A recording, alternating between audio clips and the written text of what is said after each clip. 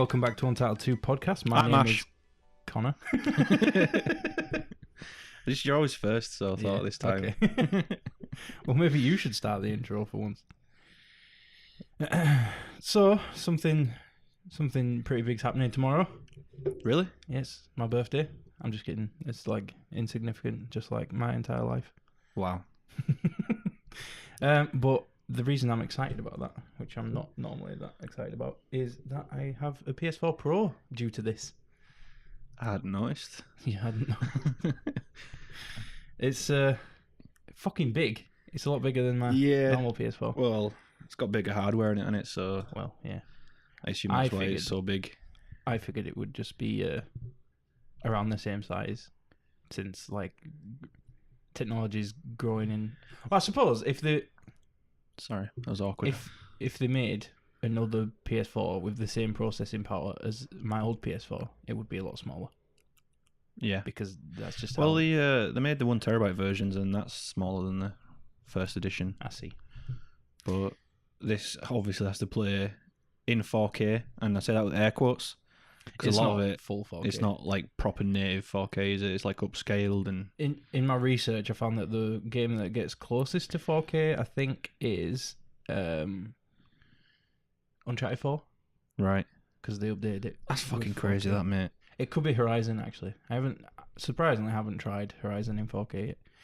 I think I read that on a PS4 Pro, Uncharted 4 gets to 1440p, Right.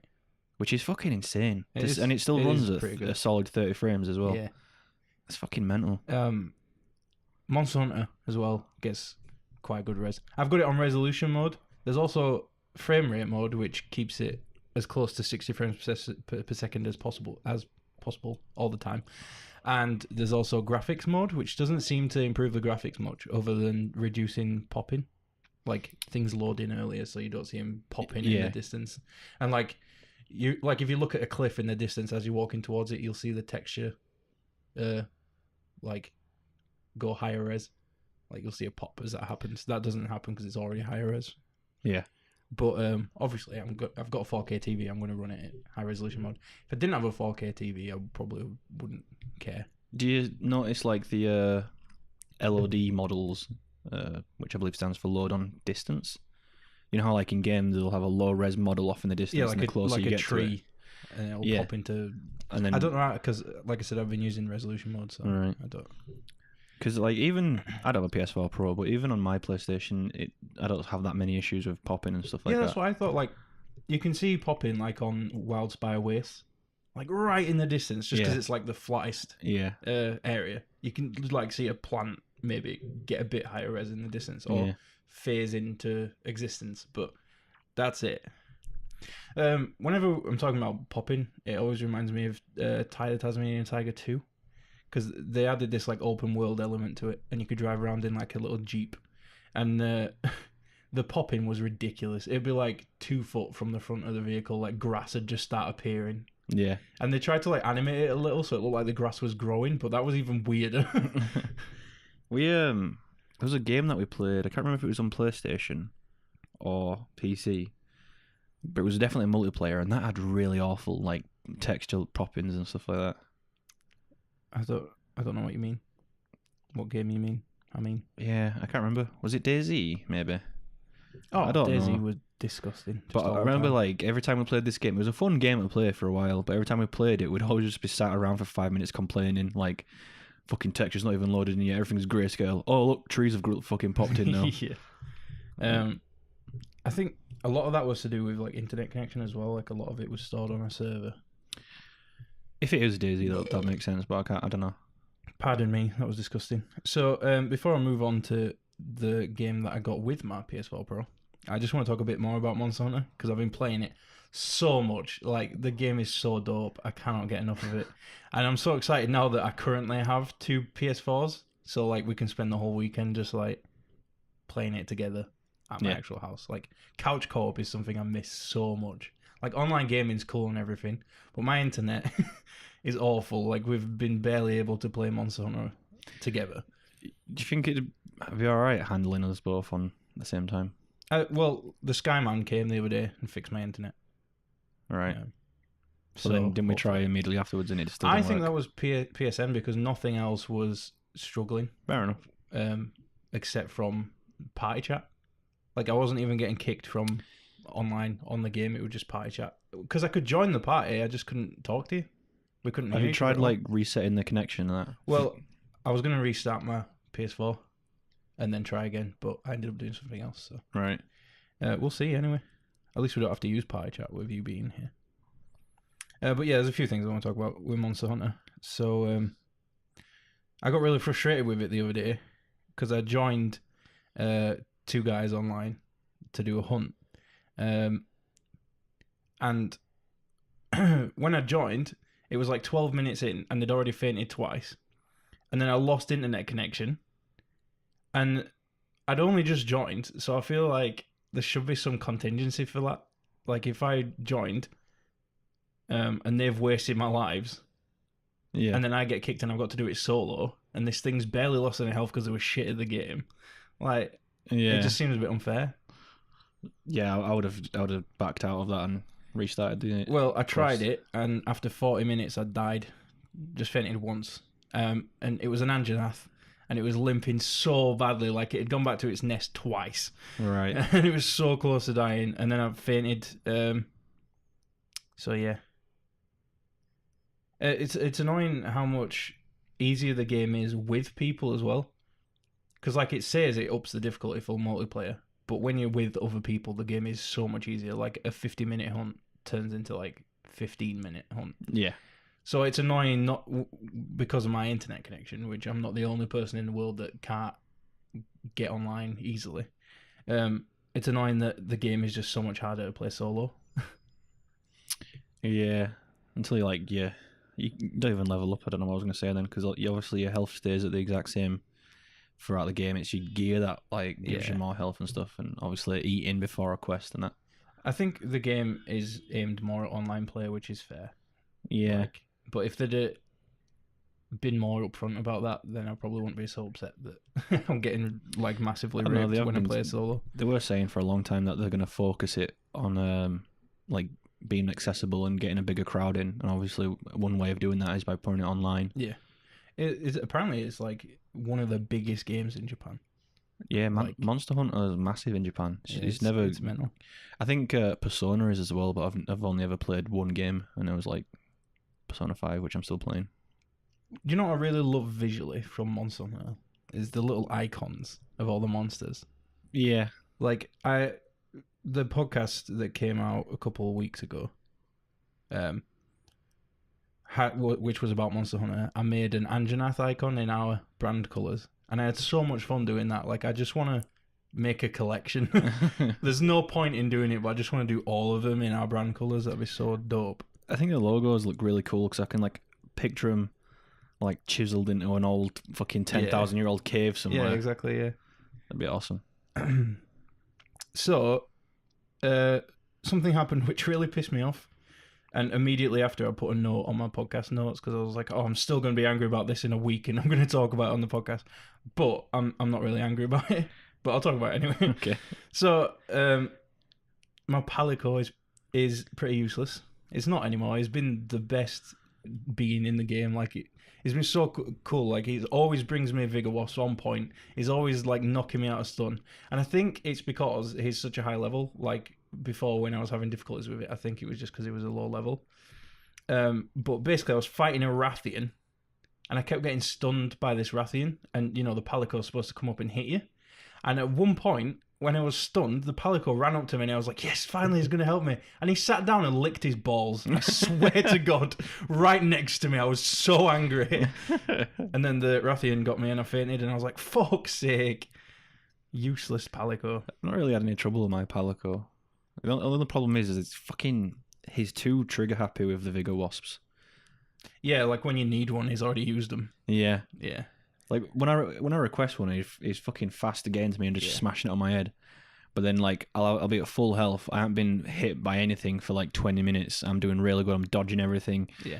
And then he just I'm setting this up for you. And I'm like, what makes you think I need it at this fucking point? Yeah, I know. Mine's getting really good at bringing them though. and I've started to rely on it too much. So if people join my session online, I'll forget that I can't rely on my palico, and I'll get like almost dead, and I'll be like, oh shit, I need to go heal myself. That's really annoying.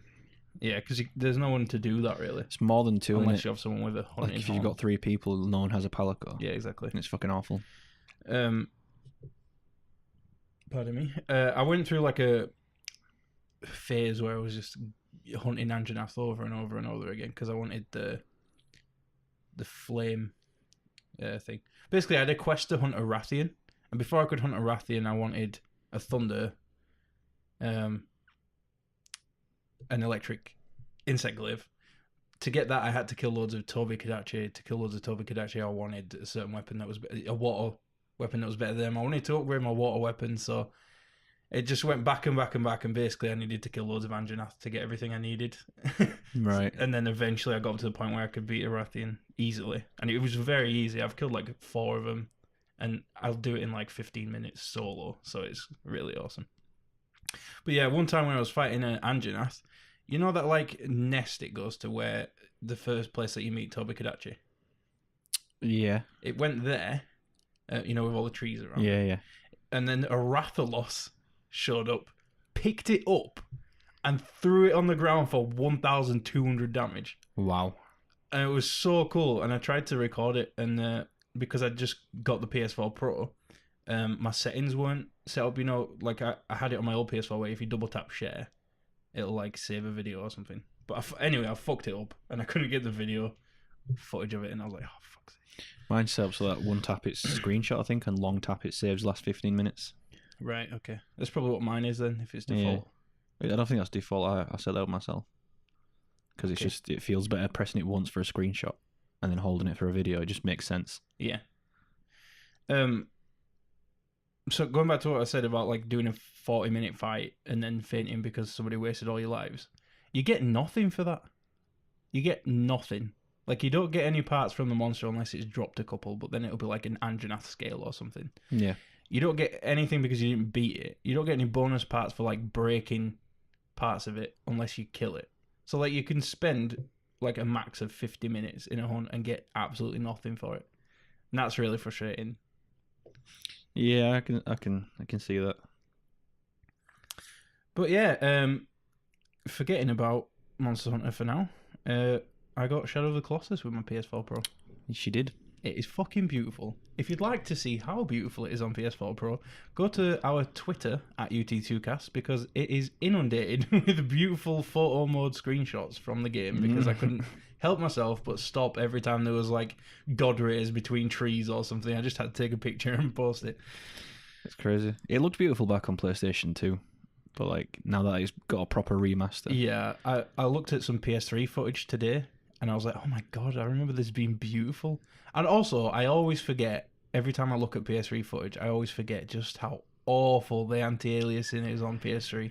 It is so unbelievably bad. I can't believe, like, it looks like it's 3DS footage because the 3DS has that problem because it's handheld. But I can't believe the PS3, like, looked that shit. I feel like they sacrificed the anti-aliasing for everything else because the PS3 didn't have bad graphics at all. No, because The Last of Us probably still looks beautiful now. Yeah. Aside from, I remember the first time we were playing it, and I was like, "Oh, it's a shame about the anti-aliasing on that log over there." Uncharted 3 still looks great on the PS3. Yeah, looks even better on the PlayStation 4. It does. So the first thing that struck me is there's like a cinematic cutscene at the beginning of the game, and then when that was over, it like faded into gameplay, and nothing changed. Nothing changed at all, and I was like, what the fuck? And then I played it again later, and that opening cutscene played again, and I was like, what the I don't want to watch it again. So I pressed start to go to skip cutscene, and I noticed that it had an option for open photo mode. So I opened that, and I was moving the camera around inside the cutscene, and realised it wasn't a pre-rendered cutscene at all. It was actual, like, in-engine. Wow. That's crazy. I'm so blown away. It's incredible. It's so cool. Yeah, I like graphics when they're really good because it does blow you away. Yeah.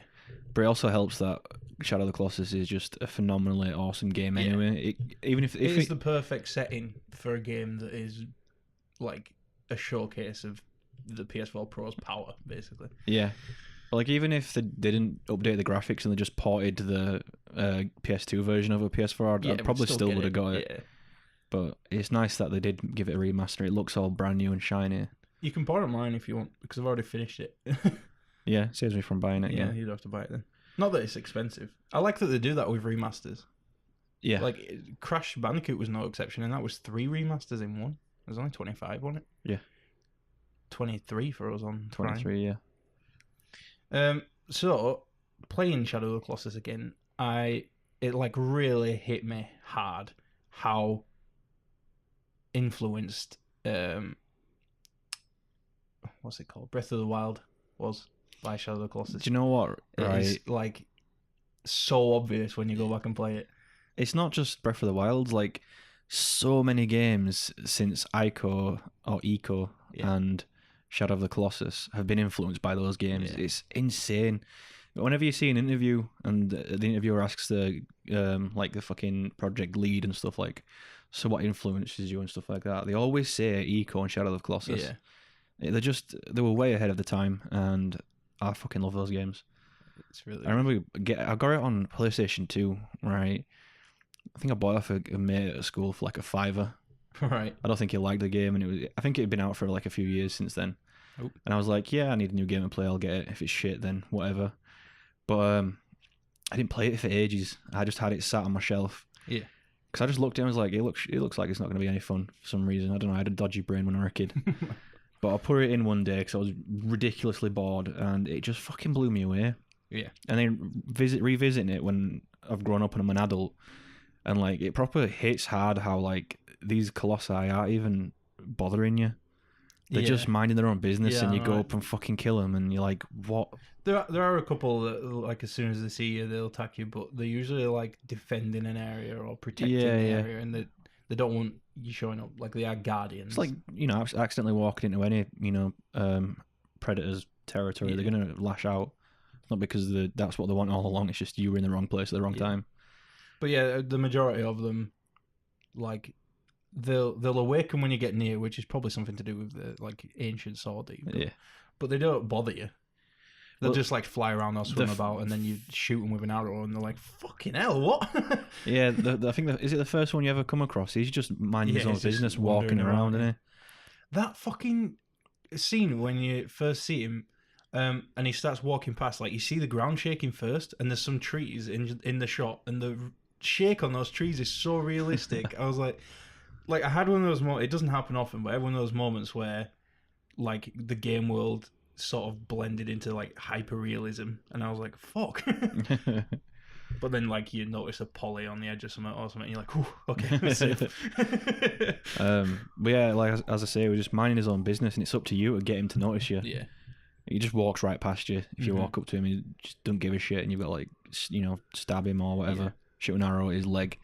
But when you kill him, the way he falls to the ground is so fucking like just real. Yeah, I know. It probably breaks your heart. Like, oh my god, what these creatures are probably the last of their kind, and I'm just murdering them. Yeah, for a bitch. Well, the music is incredible. It's fucking beautiful. But once you go back into the game knowing that you're the villain, sorry, spoilers, but the game's like 20 years old or something now. So, once you go back into it knowing that you're the villain, and then you hear that really sad music that plays when you kill a Colossus, you're like, fuck, what am I doing?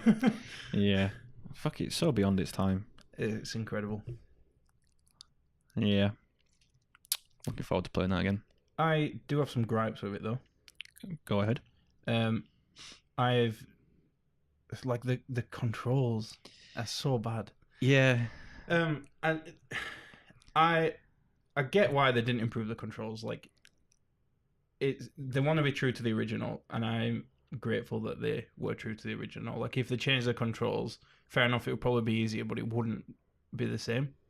At the same time, like, I was fighting the last Colossus this morning, and I've never got so angry at a video game. Like, it was half an hour that I was just climbing up this thing, falling back down, climbing up this thing, falling back down, and like, just I called Wanda so many different names. Like, I heard a neighbor walking down the stairs outside of our apartment as I was shouting, like, "What are you doing, you stupid fucking kid? You absolute fucking cunt!" And I was like, "Oh shit! Somebody just heard that. I think I'm beating a child up in here." But yeah, his grip wouldn't hold on, and like, it annoys me because this one like turns his hand when you're on it to try and look at you, and you can't move. Like, you've got hold, but you can't like climb while it's moving, which is really frustrating. And there's some little ones. There's two smaller Colossus, which when you're on those, they'll run. You can't move while they're running, and then they'll stop, and then they'll shake, and you can't do anything while they're shaking. So it's just like 5 minutes of just waiting for the smallest moment to like do the tiniest bit of damage. Also, I died twice in the game, and both times it was because when Wanda gets hit, he falls onto the ground and doesn't even try to get up, no matter how much you press every button. And trust me, I've pressed even the PS button in the middle. It doesn't get up for like 15 seconds, which is like twice the amount of time it takes for the Colossus to attack you again.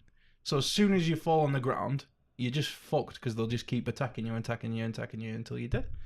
Right. And that's just such poor, like, it's just bad. Yeah. It's not good. The other thing, the horse. I fucking hate horses in video games. I said this to you earlier, but like in a video game, if horse is an option for travel, I'll walk. Skyrim, I walked and never used the horse. Breath of the Wild, I walked and never used the horse. They're just always so awkward to control, and like I don't understand why you've got to have a different control scheme for the horse. Just get on the horse and have the same control scheme and make it a bit faster. But then again, like, I don't want them to change the control scheme for Shadow of the Colossus. I'm glad that they didn't. But it just sort of like brought up these things inside me. You never played Arkham Knight, did you? No. Because I wager in there that's got a worse mechanic than any fucking horse in a game. The fucking little bat tank that he's got. It'd be alright if it was optional, but you have to use it for so much shit. Is it that bad? It's not. It controls alright. It's just not fun. You're Batman, for fuck's sake. You know, you want to zip around in a Batmobile like 10% of the time. The other 90% of the time, you want to be doing bat shit, right? Yeah. But it's like, on this part of the fucking mission, you've got to get in your bat tank and slowly crawl around and shoot things, and it's fucking annoying. Because it's got two modes. It's Batcar, right? It can normal mode, right? You drive around, you can drift around corners and stuff, and it's fast. It gets from one place to another. But then the tank mode, it like spreads out a bit more, so it's wider and that, and a big fucking turret comes up, and it's so slow and annoying. And they force you to use it for so much shit in the game. That sounds really frustrating. At least like in Assassin's Creed, Zelda, fucking Oblivion, Skyrim, all these games with horses in it, at least they're optional. Yeah. Well, it's not optional in Shadow of the Colossus, which is what really fucked me off, because the Colossus that I struggled with, the Colossi that I struggled with most were the ones where you had to use a horse. You didn't have a choice about it. Actually, in Zelda, it's so hard to control. There is a point where it's not optional. The last fight with but that battle is so anticlimactically easy. I don't like the controls on a horse when you're trying to aim a bow. It's so hard to be accurate with it because it's like you'll aim it and then your horse is still running forward, so you like readjust your aim and you're just a bit off. Oh, that's another thing actually in Shadow of the Colossus that pissed me off was the camera. Like I heard people complaining about how the camera is really dated because it doesn't like phase through objects; it gets pushed around, which is kind of annoying, but not really. Like it was always a thing. Like I was used to it because that's how games used to be. But the fact that it's always trying to push, it's always trying to point you where you need to go, and it's like, yeah, that's really nice and kind of you. I get that, but I also want to be able to see the Colossus that's chasing me. And then there's one Colossus fight, which is like a snake in a cave, and you've got to like trick it into jumping and hitting a wall. And that was really annoying because the camera aims behind you. Yeah. Which is cool because you want to shoot it in the eye. But when it's done that, it should turn the camera around again so you can see where you're going, so you can like aim it towards a wall. But it doesn't. It like stays looking at it, and it's like, how am I supposed to know where I'm going? I'm going to be the one that crashes in the wall in a minute. Speaking of snakes, slight detour from what you're saying there. Did you ever see that? I think it's an indie game. It's like a puzzle game where you play as a snake, but you can only control the head. It was for Switch, wasn't it? I don't know if it's for Switch, but I think it was on PC when I first saw it. Oh, right, okay. Yeah. And like you have to coil yourself around things for grip I think it was one of the first games that, like indie games that made it to Switch. I want to play that, I might get it. You get it? But yeah, back to Shadow of the Colossus, if you've got more to say about that. Well, no, actually, going back to Batman, because it easily segues me onto superheroes, which easily segues me onto Deadpool. The trailer was pretty good, right? It wasn't an easy segue at all. But yeah, the trailer was pretty cool. Yeah, I just want to talk about why Deadpool trailers are perfect. Okay. I don't watch trailers, and it's probably detrimental, especially for somebody who does a podcast about things that he loves. But the reason for it is because they thought that, like, the easiest way to get somebody to want to watch a film is to just give away the plot. And it's like, yeah, there's better ways to do it, and Deadpool does it perfectly because the trailer is a separate thing from the film, and like the trailer is a whole skit in its own way, like something you can enjoy separate from the movie, and it makes you want to watch the movie because these characters are so great. I don't know, like trailers I think are important because it sets up the tone of the movie and what you should expect from it. Yeah, that's fair but then enough, but also then giving away some people decide like, oh, we'll show that in the trailer and this in the trailer and that in the trailer, and then eventually it ends up being like a 5-minute fucking trailer and you've seen all the important scenes. Yeah, I think like a minute and a half like should be perfect for any trailer. I read an article the other day about the worst thing for spoiling films before they come out. It's not the trailers, it's toys. Yeah. I went through this whole gallery of like toys that came out before the movie, and there was like before Shrek came out, they released a Ogre Fiona figure, and it was like, oh yeah. And also before Phantom Menace came out, Natalie Portman was Queen Amidala's handmaid, and then it turned out that she was actually Queen Amidala in disguise, but they released 2 figures. One was Queen Amidala and one was Queen Amidala's handmaid, and they both had pictures of Natalie Portman on the box. So I thought that was pretty interesting. I've known about that for a while. People were trying to figure out who Kylo Ren was from the toys like shown before the movie came out. It seems like a common place for people to go, doesn't it? Yeah. I think it's greedy as well, like trying to get the toys out before the movie. Wait, like, yeah. I hate it when they do game tie-ins to the movies as well. Yeah, they're never good. Never. It's always mobile games now though, which is fair. Like it wasn't like 10 years ago. Do you remember like fucking a Terminator movie would come out and then you'd get a Terminator game and you're like, fuck off, no one cares. Is there a Terminator game? Yeah, I bet there is. Isn't there? There is, yeah. I played it. It was shit. Wow. Try to think of movie games I played that was shit. There was the Harry Potter game that came out before the movies, which was really good. I can't really comment on Harry Potter games because I was a kid when I played them and I fucking loved them. But if I play them now, I'm like, wow, I would never have played this. The first Harry Potter game, the Philosopher's Stone one, which came out before the movies, I'm pretty sure, because it was based on the books, and it had what was that ghost? The one that wasn't in the film. Yeah, Peeves. It had Peeves in it. And like to do a spell, because it was on computer, you'd have to draw like a shape. So it'd be like swish and flick with the mouse cursor, and it'd like do a spell. And I thought that was really cool. I don't think I played that one. I remember the ones that were based off the movies though, that always came out after the movie. That had Peeves in it one time as well. Oh, I see. I had a DS one for Prisoner of Azkaban, and it was shit. So, best Harry Potter game I ever played though was the Harry Potter Quidditch game for PlayStation 2. Oh, that was such. I had it on GameCube. It was such a good game. Yeah, you're right. I absolutely loved it. Do you know what else is equally? I played so much of that. That's mental. Yeah, me too. Another thing that's equally as annoying: making games where like the only fucking hook to the game is that the main character is voice acted and based on an actual actor, like 50 Cent, Blood in the Sand. Although I hear people say that's an okay game, but I doubt I'd like it. There was also a Vin Diesel game where he was like a stunt driver or something like that. Really? And it was really bad voice acting and all sorts. I've got a really good PS2 game where you're a stunt driver. I wonder if it's the same one. I think it's called like Wheelman or something stupid. Oh, like right, that. okay. Well, I don't know. Yeah, the one I've got is just called Stuntman. And I thought you'd be doing some like on-foot stunts, but it's all like car stunts, which is fair enough. It's still a good game. So some of it's like ridiculously frustrating. I'm pretty sure the tutorial on that is one of the hardest tutorials in the game because it's so hard to get past.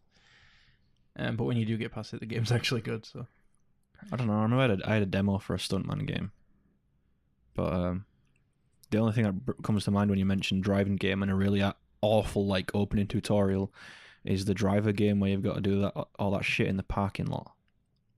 That might be what I'm thinking of. Yeah. Not Stuntman.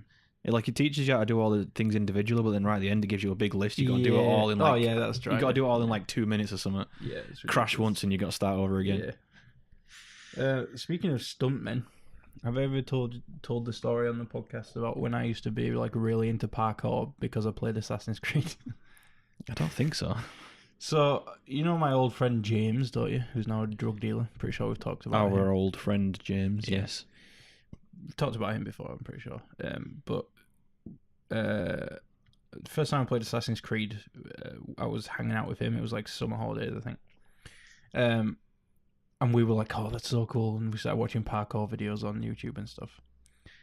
So we used to go around Queensbury, which is where I used to live. It's just a really small village, like almost on a mountain. Yeah. It's just such a small village. It's not like a big city that you can actually parkour around. It's like old cottages and like risk of roofing tiles sliding off if you go on them and shit. So we were like parkouring around there. And when I say parkour, I don't mean like doing flips and shit. I mean like jumping from a small stone to the top of a bigger stone, or getting on some farmer's roof and having him be really angry at us. But one time, and the last time I ever tried parkour, have I told you this? Yeah, I think so. So we went out with our friend David, who you know David. Yeah, we've talked about David before. David's our boy. He played Destiny with us for a bit. Yeah, so we went out, me, James, and David, and we were like, we're going to do some sick parkour today. The local Asian shop has an abandoned apartment above it. And we were like, ooh. And David was like, oh, you can get in round the back, I'm pretty sure. So we go around the back, and there's this like, how do I describe this? There's like two slopes side by side. One goes down and out to the front of the Asian shop, and the other one goes up. And if you follow one upwards, there's a wall that divides them, and if you stand on that wall, there's like a 10-foot drop onto cobbles at the bottom. So above that 10-foot drop is the window to this abandoned apartment, and there's like a 2-foot leap from the top of this quite high wall into the window, which doesn't exist. There's no window there. It's just a hole in the wall with like a windowsill. So James went up. He did it, and that was cool. And I was like, oh, that looks easy. So I did it. I'm a lot taller than most people, so my head nearly came off, but I made it in. There was, and David came in, whatever.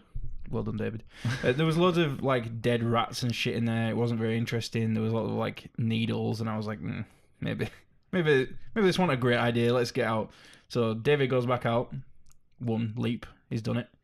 James goes back out, and then I'm on the windowsill, like almost curled into a ball, like trying to fit on this inside this window frame, looking at the wall that I need to jump to, which I forgot to mention. It's like a prism shape.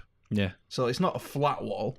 It's like slanted. Also, it had been raining, so it was wet and slippy. And I was just looking at this wall like, there is no way. I'm going to slip. I'm going to fall 10 foot. And I'm going to land on my giant head. And it's going to crack open. And all the king's horses and all the king's men wouldn't be able to put me back together again. So I was like, mate, I can't do it. And James was like, oh, fuck this. I'm going to go do parkour at the graveyard. And I'm like, yeah, okay, fair. Because we all used to hang out in the graveyard for some reason in Queensbury. That was a weird thing that we all did. It was like the only attraction of that place. Yeah. But like all the chavs would go there during the day, and then all the goths would come out at night and take over. I the tell a lie, graveyard. actually, the biggest attraction of Queensbury Village is that one fish shop that does battered Mars bars. Oh yeah, that was really cool. Like, Sammy used to work there. Cool. Sammy. Cool. I know Sammy. What was I saying? Oh yeah, so James had fucked off, and David were like hanging back, and I was like, David, I can't do it. I'm gonna die. Like, this was the biggest pussy fit of my life. I was like, I can't do it. I cannot do this. Like, you need to call the fire ambulance or something.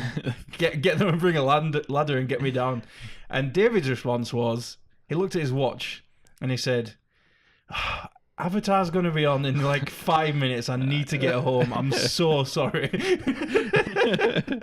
And I was like, you dick, help me get down. And he's like, oh, I can't miss this episode. To be fair, though. So I was like, fuck it. If I'm going to die, I'm going to die. So I just threw myself out and I made it. I was fine. To be fair, though, right? Good call on David's part. Yeah.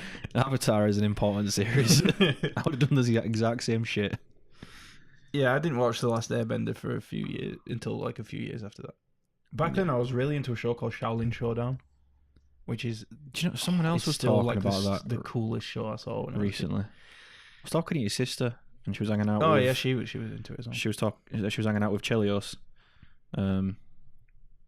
Chelsea. Yeah, I knew who you meant. And then they were talking about something, and I was like, what the fuck are you talking about? And they were like, Shaolin Showdown. I was like, what the fuck is that? And I was like, you never watched it? And they started like ripping shit out of me. I'm like, so I've never watched a fucking show? What's wrong with you people? It is really good. Like, it never got finished though. I think it got canned, which is a shame. But it was basically about these like relics, and each relic gave you a different power. Like Jackie Chan? Yeah, but there was like 99 different relics. And it was so cool. But then when they started running out of budget, I noticed that the episodes started to get out of order. So like one episode they'd have 10 of these relics, and then the next episode they'd never even seen one of them before, and I was like, what is going on? But yeah, it's a really good show.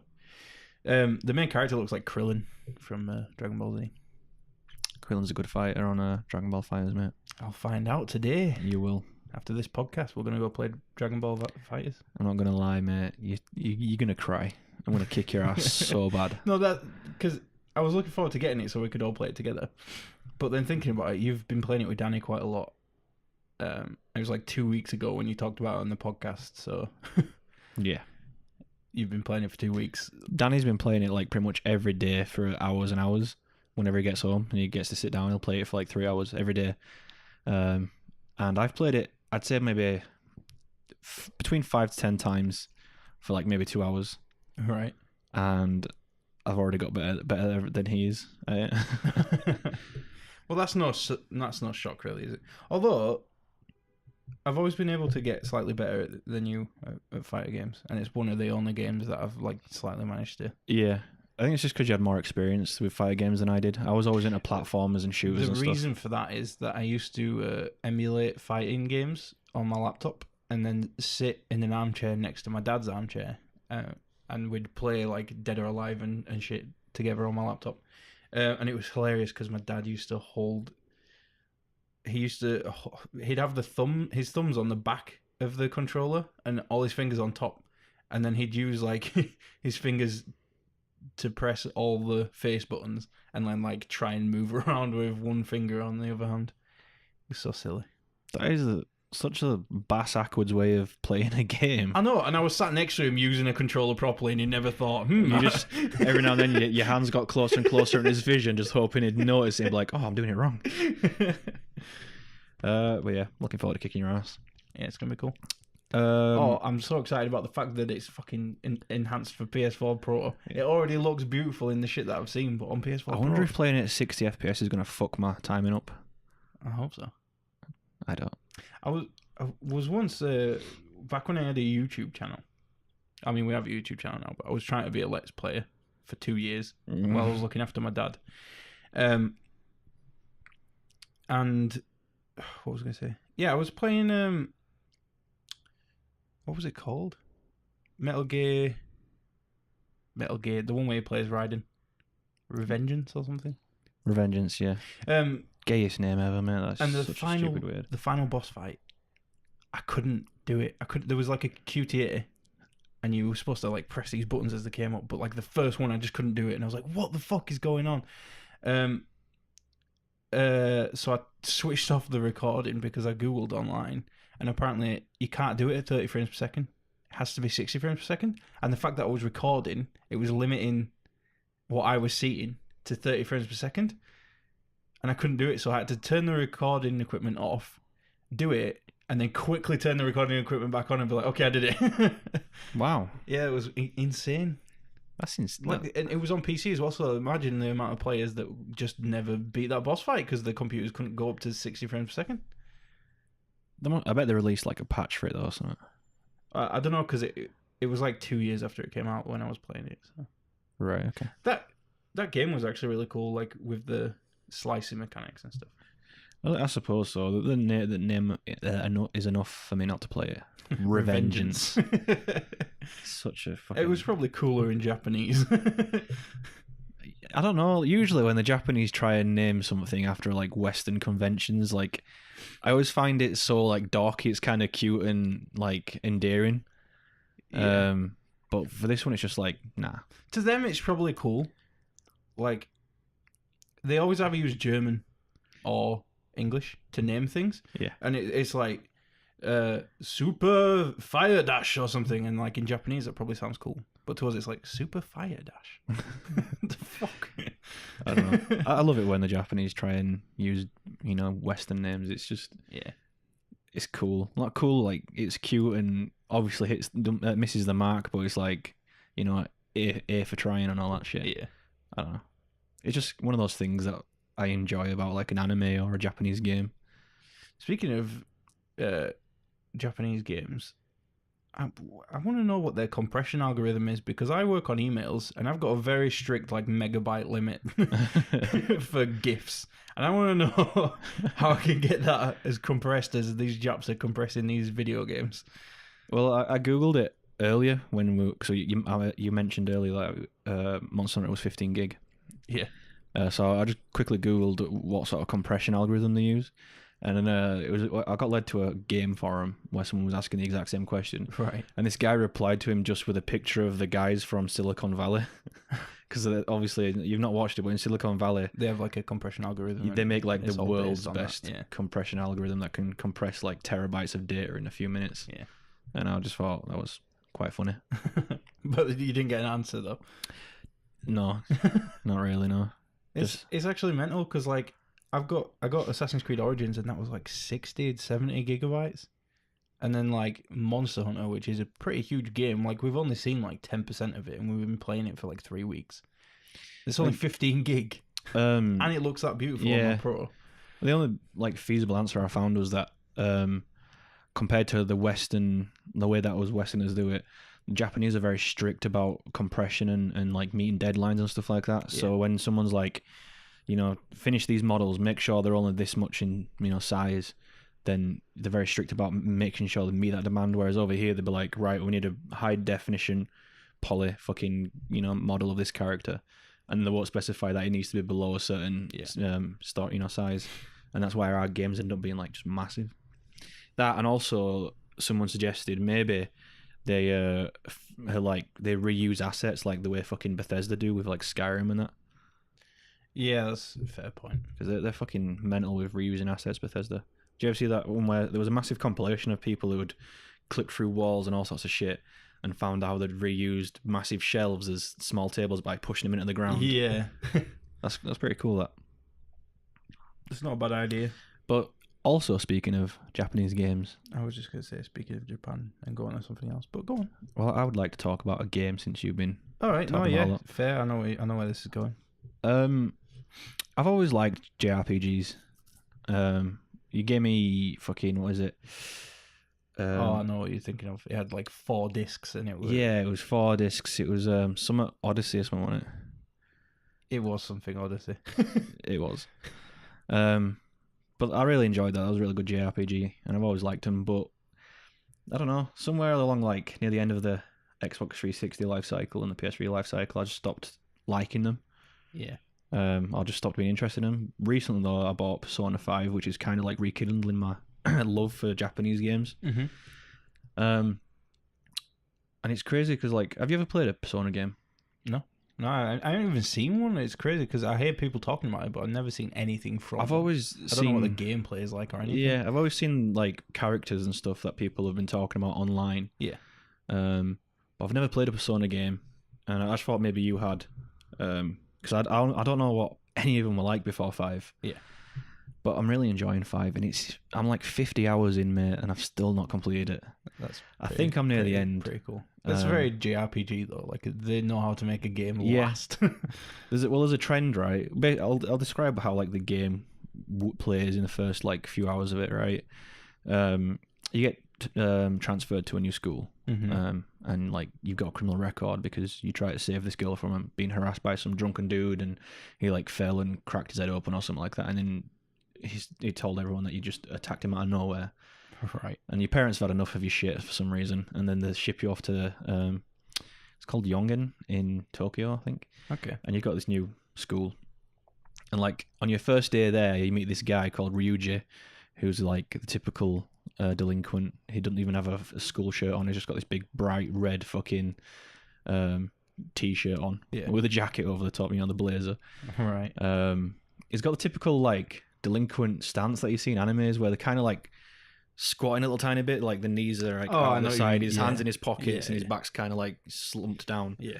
And at first he's a bit like, he says something like aggressive towards you, and then he realizes you're new to the school or something, and he's like, I'll show you where it is. So he takes you there, but when you get there, the school's this massive castle, and you go inside and you get picked up by these big knights, and they take you to the dungeons and stuff. What? Yeah. It just in the middle of Tokyo. Just in the middle of Tokyo, yeah. Right. And while you're in the dungeons, this guy, Kamoshida, comes to see you, right? And he's wearing this like kingly cloak thing that only goes down to like just below his waist. Right. And obviously a crown. But underneath that, all he's wearing is like fucking pink fucking briefs or something stupid. Oh, that's very Japanese humor. Yeah. Anyway, he says that he's going to kill you on that, but then you being like the protagonist, you're like, nah, mate, that's not how it's going to go down. And then you hear this voice, right? And you start like keeling over in pain, and then you stand up and you've got this mask on and you rip it off, right?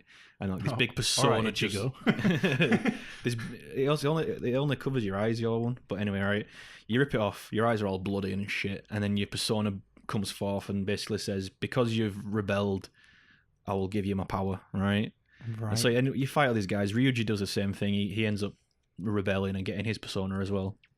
You make out of the fucking castle. You make out with the castle? Make it out of the castle. Okay. And then you're back in the real world. You turn around, right, and fucking shoot this. The school's called Shujin Academy. Okay. You turn around and there it is, right? The castle's not there anymore. What? Yeah, so basically, the way it works, right, is there's like a metaverse, they call it, right? It's like an alternate world where human desires manifest. Okay. And the more distorted your desires are, like, the more fucking... Well, you basically get given like a palace. A palace manifests around you, where you store your like your distorted desires and stuff, like distorted desires. And for this guy Kamoshida, he views the school as his castle, which is why it manifests as a castle. Later on, someone views their palace as a sort of like a museum for his art. So like it ends up looking like a museum and shit. Okay. And the whole idea of the game is you've got to keep going to school, right?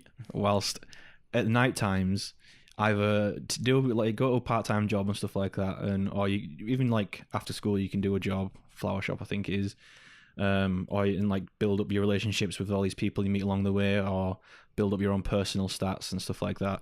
But on night times and stuff, you can choose to go into these palaces with your group, and you've got to get all the way to the end, secure a route to this thing called a treasure, right? And then when you've done that, you send out a calling card to the guy who owns the palace, which makes the treasure manifest. And when you go back and steal it, it makes him have a change of heart, so he admits all his crimes and stuff like that and turns himself in. Right. Because you've got the treasure is like all his distorted desires manifested in that one piece. So you take it away from him and he doesn't have his desires anymore. and he realizes what he's been doing. Oh, I see. Yeah, right. And so like that's what you do with the first one, but it gives you like a deadline. So like 20 days from when you start investigating, you've got to send out the calling card and make sure you've got the treasure. Okay. But it's entirely up to you. You can do it all in the first day if you want, if you're good at it, good enough to fight everyone off and whatnot. And then the next day you send out the calling card and go and steal the treasure, which leaves you like 18 days to just go to school, work on your social stats, work on your confident links, which is like your bond with your teammates and all that. Mm-hmm. But yeah, I noticed the trend whenever you do a palace, there's always someone new who joins your team. So the first time it's Ryuji and Ann Takamaki. You've probably seen artwork of her. She wears like a red catsuit. No, I haven't seen anything. It's a nice. The only thing I've seen from Persona 5 is like the UI, which looks really cool. I fucking love the UI. Yeah, it's a red catsuit. You'll love it. I love it. And then the second palace you go to, this guy called Yusuke joins. Third one, Makoto, and then fucking Futaba joins after that, and then this new girl's just joined. And I think you can hold meetings with your whole team where you discuss strategy and also launch the infiltration and send out your calling cards and stuff like that. And all the seats have been filled up now, right? Okay. There's no more empty seats in the hideout. So either we go a new hideout, because there's been like 3. It was a school rooftop at first. Then it was like this walkway over a train station, and now it's at this attic where you live. Mm-hmm. So unless we move to another place, I think I've filled up the team, so I might be close to the end of the game. Oh, that's cool. I'm not sure, but didn't you say there was like loads of different personas that you can? Yeah, so take on. Everyone in your team has their own persona, and that's all. I think when you max out their rank to rank 10. They have a second awakening where this persona transforms into something more powerful and takes on a different shape and all that. Okay. So is this just what you look like in the alternate world? Like, do you have like a basically default look in like the real world, and then in the real world you just you wear like casual clothing, school uniforms and that, right? And when you go into the metaverse, your clothing changes and you all wear masks and stuff like that. Okay.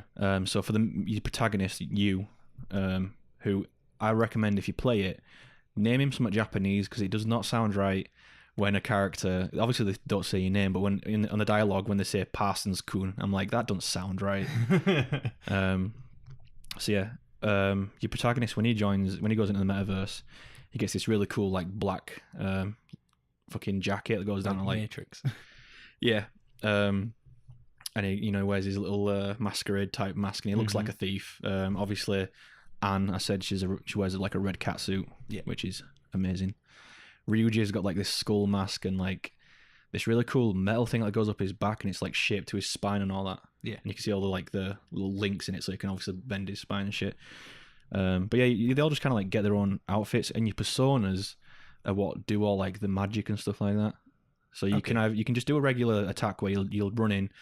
Obviously it's turn-based. So you run in, you'll stab them with your sword or whatever weapon you've got a few times, and then you'll jump back.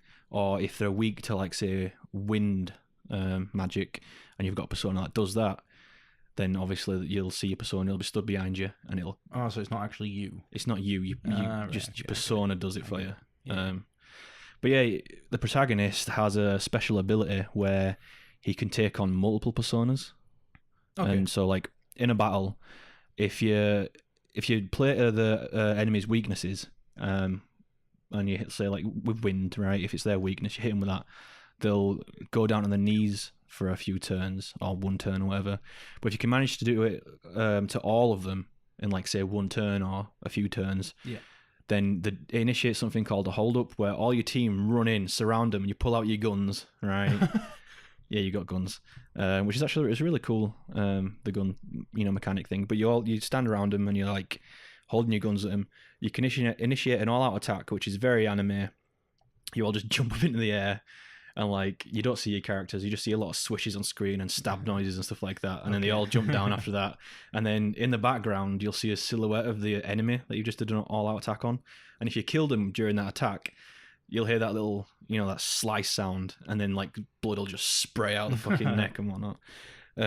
Or instead of all out attacking the fucking shit out of them, you can talk to them and you can request that they give you an item or some money, or you can say, lend me a power, and if you talk to them and you manage to convince them, they'll basically turn it into a persona and you get to take them. That's cool. And then later on, it gets even better, mate. Later on, you can fuse personas to make stronger ones and stuff. Oh, fucking hell. This is so Japanese. Yeah, if you make a really good persona that you really like and it's like got no weaknesses and it's super powerful, you can, I think, register it so that when you go on your next playthrough, I think your level resets every playthrough, except all your other stuff doesn't. I think it's just so that, because the enemies don't scale. Right. So I think it's so that you don't go in at 99 and just wreck everything. Yeah. You start over at 1 again. Mm-hmm. But if you've registered a persona at level 99 in your last playthrough, you can get that persona straight away, I think, just with a fee for your money. All right. And so you can still, I think, wreck shit and whatnot. But you still got to level up. Yeah, it's a really fun game. I've really enjoyed it. It stopped me from playing Monster Hunter for a long time. Yeah, I've noticed you haven't played it as much as me. I'm excited to play it this weekend because I have armor for everything. I've got a weapon for everything. Like, I just want you to go in and say, okay, I want this armor. We need to hunt this. And I'll be like, all right, give me 2 seconds. Let's fuck it up. Yeah. I'm so prepared, mate. Yeah, it'll be probably because I need to get to rank 11 soon to do that thing. Oh, yeah. Oh, yeah, yeah. But I don't know, Persona's just, it's proper. Did you find out what date that is? No. Oh, right, okay. Anyway, go on, sorry. You said it was either the 18th or 28th. Yeah, there's an 8 in it. But yeah, Persona, it's just proper gripped me, and I'm so into it, and I can't wait for my second playthrough with all the stuff I've realised I can do and I'm good at and whatnot. Yeah. I think that about does it for this podcast. Yeah. Unless you got something else here. I could talk about Persona all day, but it'd be a bit boring for you. So, I don't know, let's wrap this up and let's go kick your ass on Dragon Ball. Yeah, can't wait to play for Dragon Ball FighterZ. Thank you for listening. We really appreciate that. You can find us on Twitter at UT2cast. If you go there at the moment, there's lots of pictures of Monster Hunter and Shadow of the Colossus. You can also find us on our website, ut2cast.podbean.com. I'd really appreciate if you listen to our podcast on there because it's easier to track than YouTube, which doesn't sound right, but it is. Also, we're on YouTube, which is just search Untitled-2 podcast, or go on our Twitter because there's links there. And I think we're on iTunes, but I have seen no evidence of that. Yeah. So you can try. Let me know if it works, and we'll see you next time. Fucking iTunes are just all like, no, yeah, mate, you're definitely on there. No, yeah, you're there. It doesn't matter if you can't see, you're definitely there.